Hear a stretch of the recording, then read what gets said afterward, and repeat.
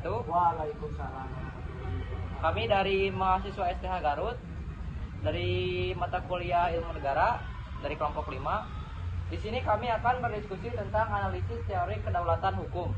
Yang pertama, kita akan memperkenalkan diri terlebih dahulu.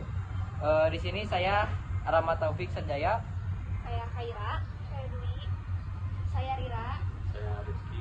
Saya Haikal. Saya Kevin. Saya Tamam. Saya Sadam. saya Dita. Yang pertama mungkin ada latar belakang dari sini yang akan dibacakan oleh saudara Khaira. Jadi latar belakang kita menganalisis teori ini adalah karena dalam studi ilmu negara, konsep kedaulatan merupakan salah satu elemen fundamental yang menjadi dasar pemahaman terhadap struktur, wewenang, dan kekuasaan suatu negara. Kedaulatan merujuk pada kekuasaan tertinggi yang tidak berada di bawah kekuasaan lain, baik di dalam maupun di luar suatu negara. Seiring berkembangnya zaman, pemahaman terhadap konsep ini pun mengalami pergeseran. Dari yang awalnya bersifat absolut dan terpusat pada satu figur seperti raja, kini kedaulatan lebih sering dikaitkan dengan rakyat dan hukum. Salah satu bentuk perkembangan konsep kedaulatan yang sangat penting untuk dikaji adalah kedaulatan hukum. Dalam negara modern yang menjunjung tinggi prinsip demokrasi dan negara hukum, kedaulatan hukum menjadi landasan utama bagi penyelenggaraan kekuasaan negara. Artinya, semua tindakan pemerintahan dan seluruh warga negara harus tunduk dan patuh pada hukum yang berlaku.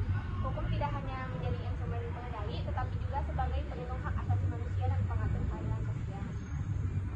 Oleh karena itu, diskusi mengenai kedaulatan hukum dalam mata kuliah ilmu negara menjadi sangat penting.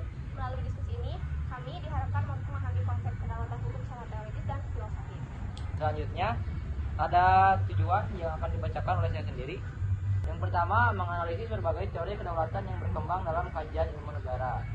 Contohnya seperti kedaulatan Tuhan, kedaulatan raja, kedaulatan rakyat, dan kedaulatan hukum. Serta memahami perbedaan prinsip dan landasan filosofis dari masing-masing teori.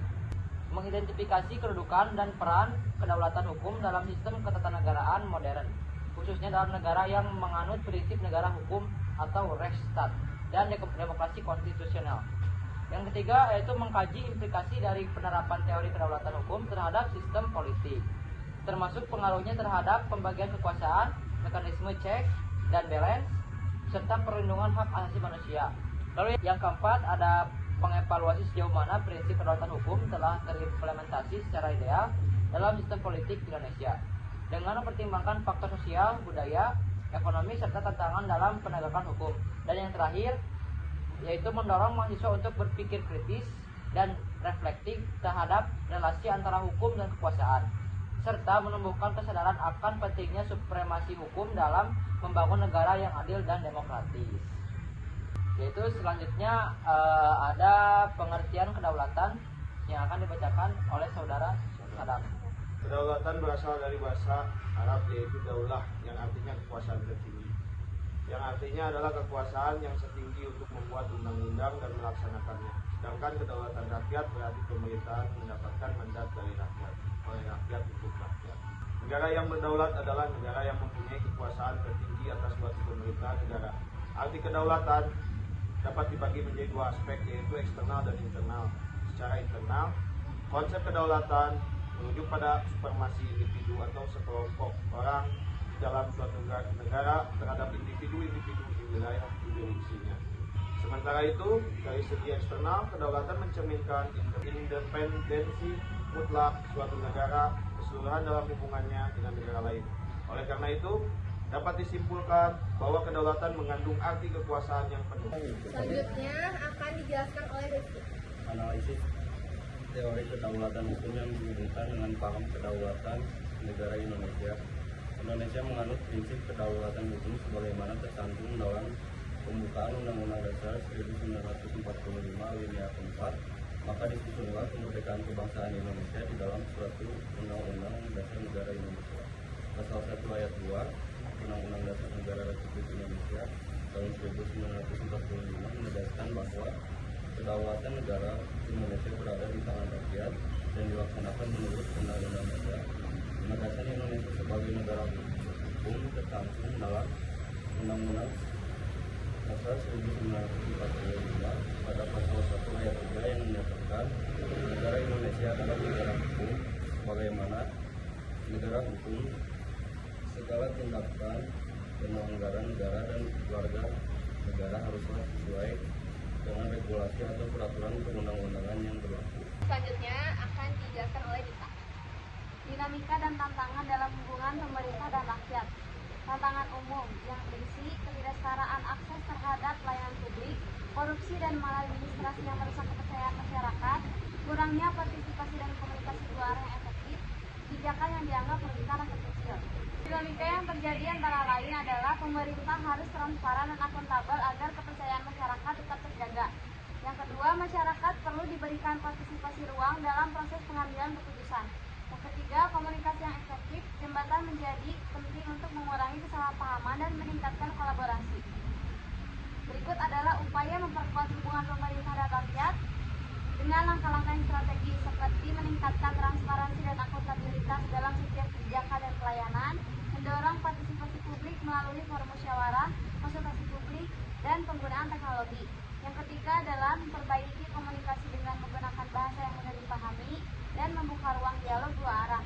Selanjutnya adalah mengatasi ketidaksetaraan akses terhadap pelayanan dan peluang publik dan memerangi korupsi serta maladministrasi secara tegas. Selanjutnya Tentang batasan kekuasaan pemerintah. akan dijelaskan oleh Raisa Tamam.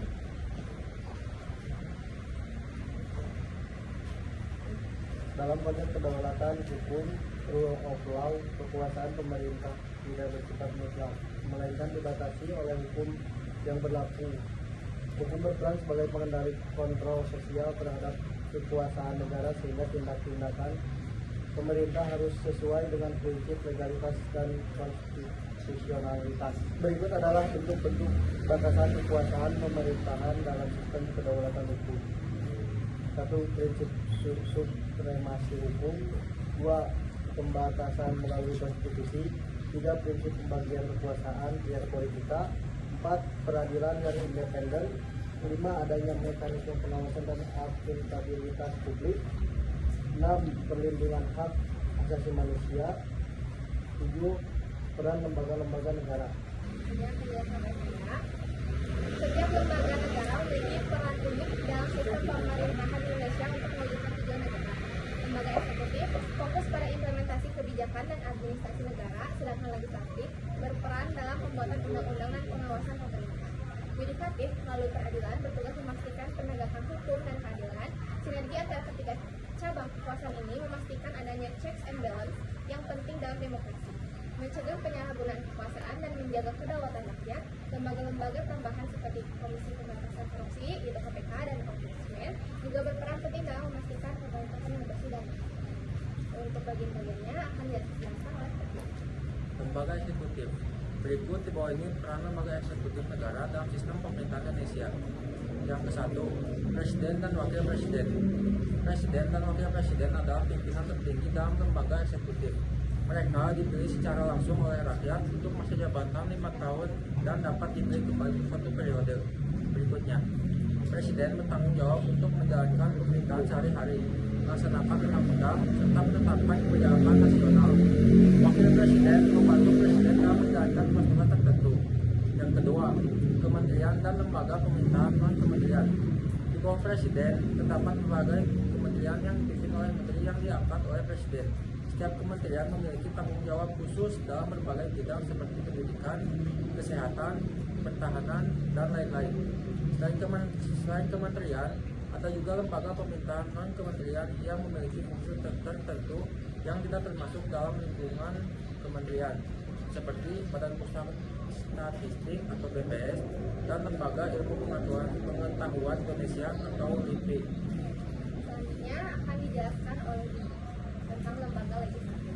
Berikut di bawah ini peran lembaga legislatif di daerah dalam sistem pemerintahan Indonesia. 1. DPR. DPR merupakan lembaga perwakilan rakyat yang bertugas untuk membuat undang-undang, menyetujui anggaran negara, dan mengawasi jalannya pemerintahan. Anggota DPR dipilih melalui pemilihan umum setiap 5 tahun sekali.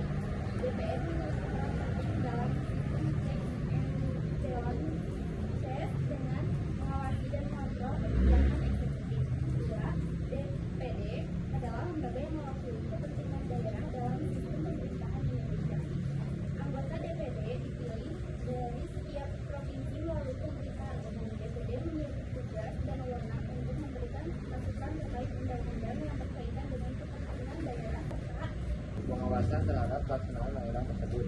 Ya, oke. Ketiga tuh ada Majelis Permusyawaratan Rakyat MPR. Terdiri dari anggota DPR dan DPD. Fungsi utama MPR adalah mengubah dan menetapkan UUD Undang-Undang Dasar 1945 serta melantik presiden dan wakil presiden. MPR juga memiliki peran sebagai lembaga permusyawaratan tertinggi yang mewakili suara rakyat dan daerah dalam penetapan kebijakan strategis. Nah, lembaga yudikatif akan dijelaskan oleh Rira. Lembaga yudikatif adalah lembaga yudikatif negara dalam sistem pemerintahan Indonesia. 1. Mahkamah Agung, 2. Mahkamah Konstitusi, 3. Komisi Yudisial, 4. Badan Pemeriksa Keuangan, 5. Komisi Pemilihan Umum, 6. Ombudsman, 7. Lembaga-lembaga negara di Indonesia memiliki peran sangat vital dalam menjaga kestabilan dan keamanan. 4. Kritik dan kontroversi, analisis kritik dan kontroversi seputar teori kedaulatan, termasuk 1. Kritik terhadap konsep kedaulatan absolut. Konsep kedaulatan absolut seperti yang dikemukakan oleh dalam bukunya Six Books of the Commonwealth menyatakan bahwa kekuasaan tertinggi berada pada penguasa raja yang tidak terbatas oleh hukum. Namun konsep ini mendapat kritik tajam terutama dari pemikir yang menjunjung tinggi prinsip negara hukum, rule of law, seperti John Montesquieu dan pemikir modern lainnya. Kritik utama terhadap kedaulatan absolut: 1. Melanggar prinsip keadilan dan hak asasi manusia. 2. Bertentangan dengan prinsip negara hukum. 3. Menutup ruang partisipasi rakyat. 4. Tidak adaptif terhadap dinamika zaman modern. Oke, nah perdebatan tentang asal kedaulatan yang akan dijelaskan oleh Rama. Yaitu pertama, kedaulatan yang berarti adalah kekuasaan tertinggi dalam suatu negara yang tidak tunduk pada kekuasaan lain. Jadi istilah ini pertama kali dikenalkan oleh John Bodin di abad ke-16 yang melalui karyanya yaitu Cyclifres de la République. Secara etimologis, istilah ini berasal dari bahasa Arab yaitu daulat yang berarti kekuasaan, dan dari bahasa Latin yaitu supremus yang berarti tertinggi. Jadi dalam praktik negaraan ini kedaulatan terbagi dalam dua sisi, yaitu ke dalam dan keluar. Ke dalam yang berarti negara memiliki kekuasaan penuh untuk mengatur urusan dalam negarinya, termasuk membuat dan menegakkan hukum. Yang keluar yaitu berarti negara bebas menjalin hubungan dengan negara lain tanpa intervensi selama tetap tunduk pada hukum internasional. Jadi dalam konteks global saat ini, kedaulatan tidak lagi bersifat mutlak. Negara tetap memiliki batas-batas dalam menerapkan kekuasaannya, seperti tunduk pada perjanjian internasional, menghormati hak asasi manusia, dan menjaga kedaulatan negara lain. Masyarakat membentuk pemerintahan agar kehidupan sosial bisa diatur dengan tertib dan adil. Pemerintahan ini lahir dari kesepakatan bersama, yang artinya kekuasaan bersumber dari rakyat. Dengan kata lain, rakyatlah pemegang kedaulatan sejati dalam suatu negara. Namun, dalam praktik sejarah, kekuasaan seringkali disalahgunakan oleh penguasa, terutama dalam sistem monarki absolut. Di sana, kekuasaan dipegang sepenuhnya oleh raja tanpa ada kontrol hukum, sehingga rakyat kehilangan kendali atas kedaulatan mereka. Kesimpulan yang akan disampaikan oleh Sadar. Kesimpulan dari hasil diskusi dapat disimpulkan bahwa kedaulatan hukum merupakan bentuk kedaulatan yang menempatkan hukum sebagai kekuasaan tertinggi dalam penyelenggaraan negara. Teori ini berkembang sebagai respon terhadap penyalahgunaan kekuasaan dalam sistem yang menuhankan raja atau elit penguasa dan menjadi landasan hukum utama dalam negara hukum yang demokratis.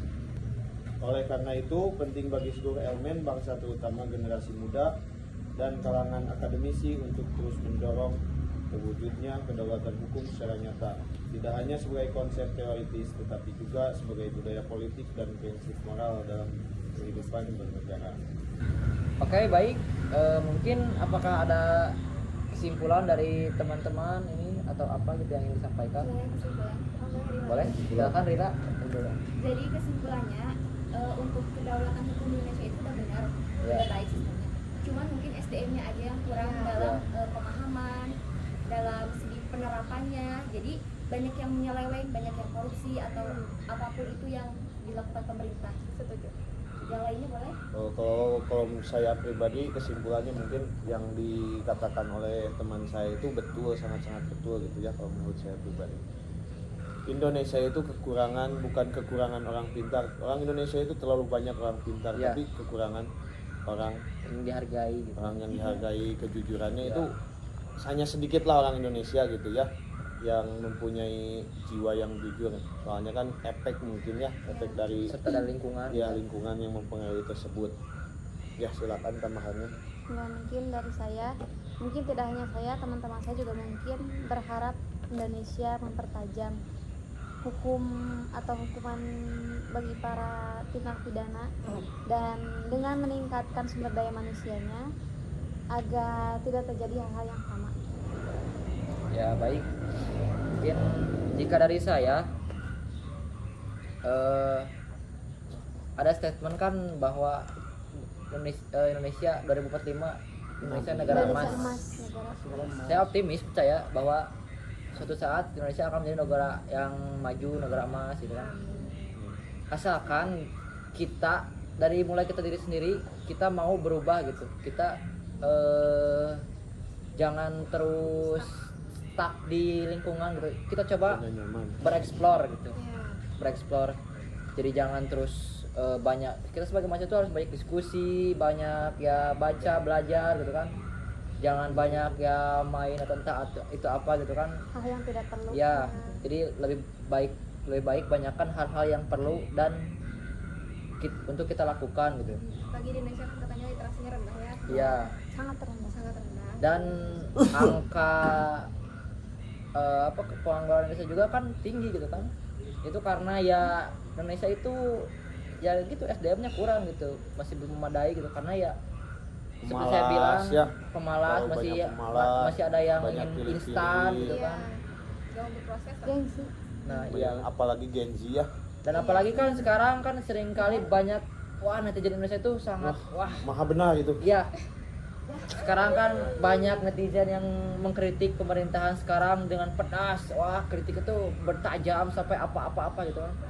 Tapi kan kalau dilihat kan apa sih salahnya gitu kan? Contohnya makanan bergizi gitu kan. Iya. Makanan bergizi kan itu apa?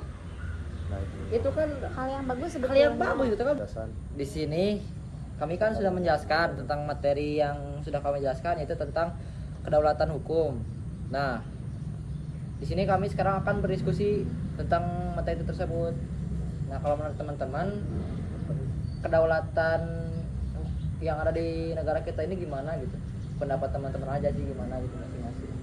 Kalau aku pribadi sih setelah kita diskusi tentang kedaulatan hukumnya tadi, aku sih setuju kalau misalkan Indonesia nerapin teori kedaulatan hukum, karena dari situ Indonesia tuh negara ini tuh punya landasan gitu untuk menjalankan negaranya kayak gimana, nggak kemana-mana lah, ibaratnya terarah gitu dengan adanya hukum. Jadi kita fokus ke aturan-aturan yang udah dibuat.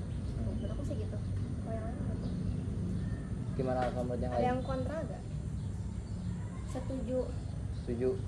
Setuju aja. Setuju Karena karena Indonesia adalah negara republik, jadi harus ada. Ya, tapi kan ada juga kan gini kan. Terkadang kan negara kita tuh suka gini gitu. Masyarakat tuh suka beropini gitu bahwa kan hukum itu tumpuk ke atas tapi tajam ke bawah gitu kan. Sedangkan kan kebanyakan ya mungkin kita tahulah kasus-kasus yang ada di negara kita ini, maraknya korupsi, maraknya kejahatan seksual atau pencurian dan sebagainya gitu kan. Nah, apakah sebenarnya tuh sistemnya yang salah ataukah dari kita masyarakat atau SDM mungkin ya SDM-nya itu belum memadai atau gimana gitu? Kalian gimana?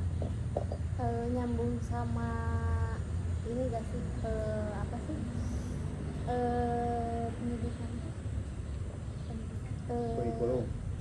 Nyambung sama kurikulum gak sih? Karena sistem pendidikan yang diajarkan di Indonesia itu kayak terus-terusan mengandalkan nilai dan ujian, sementara pendidikan karakter tidak diutamakan.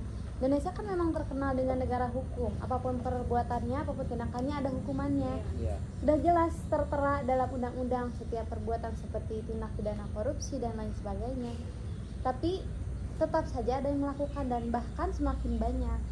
Menurut saya itu terjadi karena rendahnya sumber daya manusia yang ada di Indonesia, dan ini nyambung sama kurikulum yang diterapkan di pendidikan Indonesia ini. Ya, kalau menurut saya pribadi sih lebih kalau kita berpikir secara global gitu ya, secara skala yang begitu luas. Kalau kita berpikir menuntut segala sesuatu dari kurikulum, itu menurut fakta di lapangan itu emang dengan adanya kurikulum sekarang tuh kayak seolah-olah kurikulum kita tuh bobrok gitu. Kalau misalkan Anda seperti itu. Cuman kan di sisi lain saya secara pribadi itu percaya akan pemerintahan, di mana hal yang namanya pemerintahan itu ingin atau mempunyai keinginan yang luas untuk memajukan kemakmuran yang ada di Indonesia. Berarti kan secara tidak langsung pola pikir kita itu ya mungkin dari dasarnya itu karena tidak sukalah mungkin atas pemerintahan sekarang. Kalau berbicara seperti Anda tadi, cuman kalau misalkan Anda berpikir secara positif, di mana sih yang namanya pemerintahan itu ingin menjebruskan, menggerumuskan kita terhadap kejelekan. Berarti kan secara tidak langsung pemerintah itu sudah mengkaji segala sesuatu itu dengan baik, dengan bijak. Cuman secara tidak langsung kesalahannya itu ya mungkin, kalau menurut saya pribadi ya, kalau menurut saya pribadi itu kesalahan itu karena lingkungan. Itu faktor yang paling mempengaruhi anak-anak zaman sekarang gitu loh. Terus Gitu. apa ya, faktor lain kayak di negara ini kan udah marak banget sama korupsi, otomatis anak-anak ini udah kayak udah trust isu lah sama Iya. pemerintah Iya. sekarang tuh kayak apa sih korupsi terus gitu, gak ada yang bisa percaya gitu kan, trust isu itu sendiri. Jadi sebenarnya faktornya dominannya sebenarnya mungkin menurut aku dari pemerintah sendiri. Nah, dan sekarang juga kan terkadang masyarakat itu kan kebanyakan yang minim akan pengetahuan tentang hukum gitu kan. Sekarang kan sering ada gitu kasus korupsi sekian triliun atau berapa M atau sekian banyak lah. Tapi ponisnya itu dijatuhi misalkan hanya beberapa tahun atau kan sebentar gitu kan. Tapi di dalam mata hukum itu kan bahwa penyatuan ponis itu kan dijatuhkan oleh hakim, dan hakim sendiri juga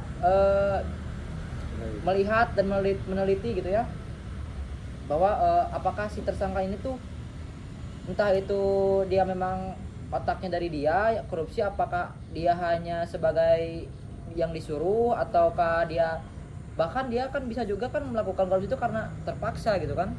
Jadi tidak mungkin gitu kan di hakim negara penegakan hukum di negara ini itu ya tidak mungkin selalu bobrok lah gitu.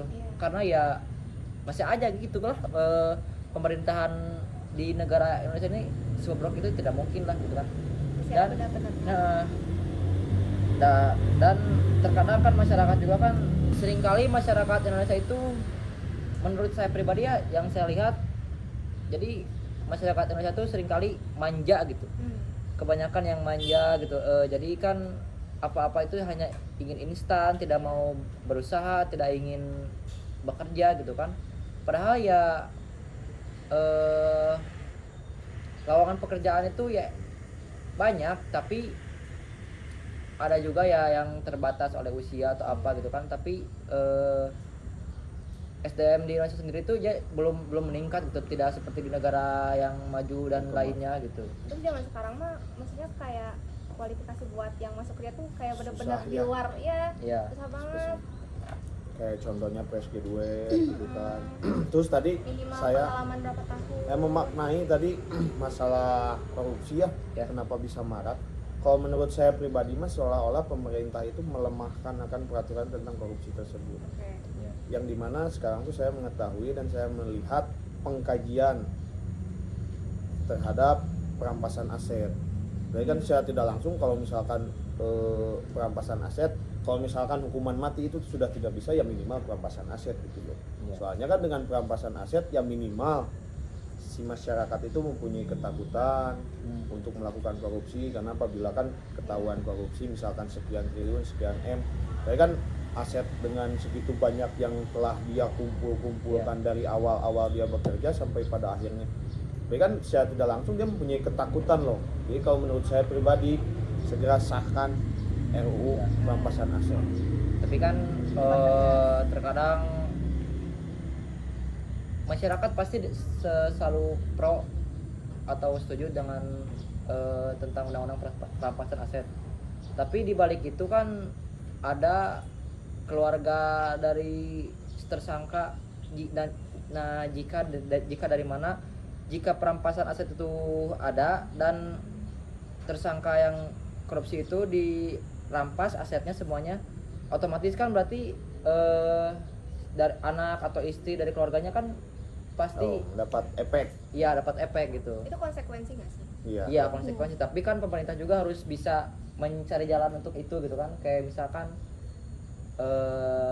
apa ya, kayak dapat ya harus ada solusi gitu. Kayak jika anaknya masih sekolah atau kuliah, maka ya pemerintah bisa mencari solusi itu gitu kan. Karena ya keluarga itu kan ya yang bersalah kan keluarganya, bukan keluarganya tapi salah satu mungkin. Salah satu, bukan gak semuanya Ya, gitu kan. betul. Gimana kalau misalkan nih kan biasanya kepala keluarga lah yang korupsi. Ya. Apa ya, dipengaruhi sama istrinya kayak gitu, Ya, gimana itu. kalau kayak gitu? Ya, tapi kan di sisi lain anaknya kan gak salah tapi kan. Iya sih. Ya tapi kan si anaknya kebagian gitu kan. Mutaksinya seperti itu contoh misalnya. Tapi kan anaknya kadang kebanyakan anak-anak contoh kayak kasus yang yang anaknya 352 sama Rio Dendi Ya. atas dasar penganiayaan sampai luka berat sampai koma. Itu kan terkadang apa sih bahasanya teh, berubah gaya lah si anak eta teh gitu kan. Jadi kadang si orang-orang eta teh tidak bisa berpikir gitu, kadang sok saenakna abong meureun orang tuana mempunyai jabatan, mempunyai uang. Terkadang kan anak jadi seenaknya. Kadang di sisi lain pastilah mempunyai dalam suatu kebijakan itu pasti mempunyai hal yang positif maupun negatif. Cuman yang namanya konsekuensi atau resiko itu harus ada gitu loh. Semakin berat hukuman tersebut yang mungkin semakin akan membuat masyarakat atau para pemimpin menjadi kapok untuk melakukan hal tersebut.